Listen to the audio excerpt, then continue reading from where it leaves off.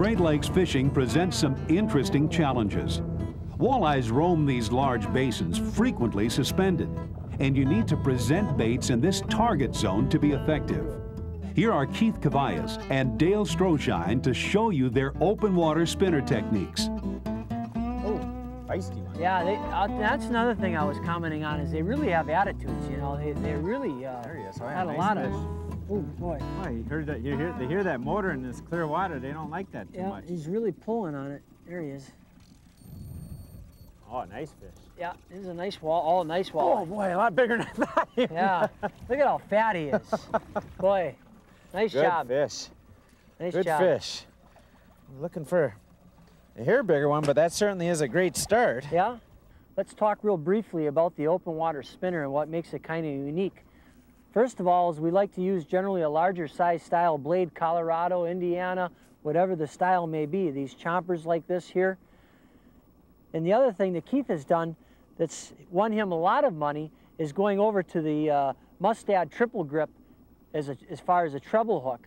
And one of the reasons that they're doing that is because you have a better hooking percentage. With these open water fish, as you saw in that last fish that we brought in, they'll get very aggressive, especially in this clear water as they get closer to the boat. So with those triple grips, you'll really have a better chance of keeping the fish on. You want to come in real tight on the head. Just want to nip it in there real close. Try not to have a lot of the head hanging over. And then you're going to come down to the back, the Mustad here, the triple grip. Go ahead and hook that worm in there. And basically we're all set. There's the system that we're running. We got that last one on, and that was on the bouncer. Right here, here's the fish we're looking for. We're fishing about 28, 29 feet of water, but right there, that suspended fish in about 24, that's exactly the fish we're looking for. In fact, if you ever see that in open water, that's what you want to fish for. Nice. You got one there, Dale? Yeah, geez, I got one here, Keith. I just had another one on this other rod here. Came through a little pot of them, huh? Yeah, feels good. Yeah, it feels real nice. Well, look at how slow it's just. Yeah, yeah. That's always a good sign, anyhow. I'm gonna turn just a little bit with the wind so we can fight with the wind here. Grab the net. It's one nice thing about the line counter, the feature too, is that you can always kind of have an idea how far the fish is away, you know? I always like that. Was he 30 out there, huh? Yeah, he's 30 out. Put too much pressure. We got to be seeing him. There's the bouncer. No, that was a weed. Oh, boy. Oh, man. Nice fish. See, boy, now, you can see him come a long way. He's going to fight right here. That's what I was oh, boy. Holy man, look at the size of that one. Oh, boy. Come on, don't fall off here now. I'm going to extend the net just one more. I'm going to walk him in here, Keith. Try to get him up just a hair, Dale. Okay, I'm coming with him. I got him. All right. And he's off. Oh. Woo. Good fish, though. Yeah. Boy, he hammered that one. Yeah, he really hit it. That's on that second one. We're running a lot of different styles of blades, but both of the fish that we've caught now come on the same style. We'll take a look at that here, talk about some different styles of blades that you might want to look at for fishing these open water fish. Boy, pretty fish. Yeah. Good heavy fish again. That fish, Keith, came right off the back side of that hump. Just as we came off of 26 feet, we came down to 32, 33 foot. That's right where that fish hooked up. We'll have to start going over that again. Let me get him back in the water here. There we go, boy. Oh boy, he didn't take long. There he goes. Back down to get bigger in Old Sturgeon Bay. We caught that last fish on what's called a chopper blade. It's a little bit different shape than maybe you've seen. It's kind of a pear-shaped one. When we're out here open water fishing, what I like to try to do a lot of times is switch around to a lot of different styles of blades, because they'll all throw off a little bit different flash, a little bit different vibration, and I think something that we're paying a lot more attention to now is different profiles. For example, this chopper blade is going to run very close to the beads and to the line here, and it's going to give it a much more sleek profile than, say, some of your standard blades. Now, some of the standard other blades that we use, besides the chopper, so the Indiana here, the nice thing about it is it's going to run a little bit further away from the shank. It's going to give it a bigger, bulkier look. And of course, the most bulkiest is the Colorado. It's going to also throw off a lot more thump out there.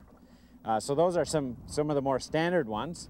One other different one that's kind of coming on on the scene now is something called a hatchet.